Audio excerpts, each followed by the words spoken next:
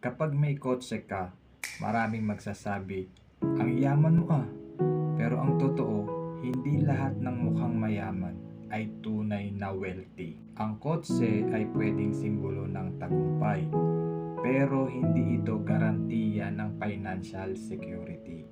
Isipin mo ito, kapag nasiraan ang kotse, kailangan ng gastos. Kapag naaksidente, kailangan ng pera.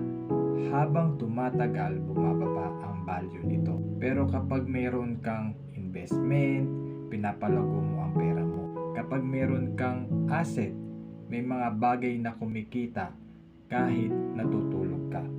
Kapag mayroon kang business, may pagkakataon kang magkaroon ng dagdag na income. Kapag mayroon kang healthcare at life protection, hindi basta mabubura ang pinaghirapan mo kapag may biglaang emergency. Maraming tao ang nakatuon sa pagpapakita ng mayaman. Pero ang tunay na layunin ay maging wealthy. Yung may ipon, may protection, may asset, at may planong pangmatagalan.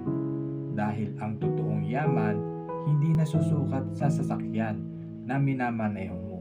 Nasusukat ito sa kakayahan mong alagaan ang sarili at pamilya mo kahit dumating ang hindi inaasahan.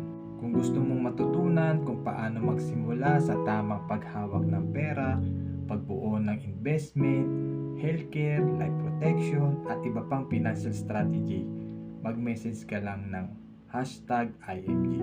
Simulan nating buuin ang financial foundation mo ngayon para hindi lang mukhang mayaman kundi tunay na wealthy para sa kinabukasan mo at ng pamilya mo.